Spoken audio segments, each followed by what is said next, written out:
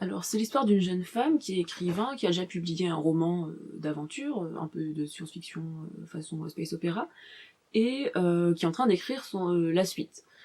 Et elle se rend compte, en relisant son premier livre, qu'elle a le pouvoir de rentrer dans les livres, dans l'univers des livres, et d'interagir avec les personnages. Et elle se rend compte aussi de quelque chose d'encore plus important, qui est qu'il y a une organisation secrète qui s'appelle l'Irréel, qui a pour but de maintenir l'équilibre dans les livres, de faire en sorte que les histoires se passent comme elles devraient, que ce qui est écrit se réalise. Cette organisation embauche des personnages des histoires, en général des personnages secondaires. Le personnage principal de Mon Histoire à moi, donc l'écrivain, va être embauché par cette organisation à son tour. Et donc elle va plonger dans différentes missions dans l'univers des livres, que ce soit dans des romans, dans des pièces de théâtre, pour faire en sorte que les histoires s'accomplissent. Et il y a des ennemis de cette organisation, c'est une organisation secrète qui n'a pas forcément de nom, qui cherche justement à parasiter les histoires, à dévier le destin des personnages, à faire en sorte que les choses ne se passent pas comme elles sont écrites.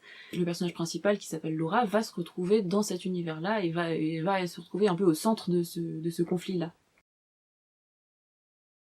J'aime bien le principe de personnages qui peuvent voyager dans les livres. C'est quelque chose que j'avais découvert quand j'étais petite dans la bibliothécaire de Gudule par exemple. Et là j'essaie d'aller encore plus loin parce que les personnages ont conscience pour certains qu'ils sont des personnages et que ils ont un rôle à jouer, une histoire à accomplir. Alors il y a plusieurs propositions de titres. Celui que j'avais proposé au départ c'est Chronique de l'Irréel. Il y a D'une page à l'autre, pour le côté livre, passer d'une histoire à l'autre, d'un univers à l'autre. De l'autre côté des pages, ou de l'autre côté de la page, en référence à Lewis Carroll et Alice de l'autre côté du miroir. Il y aurait éventuellement L'envers du décor, pour voir un peu ce qui se passe de l'autre côté des livres, du côté des personnages et pas du côté du lecteur.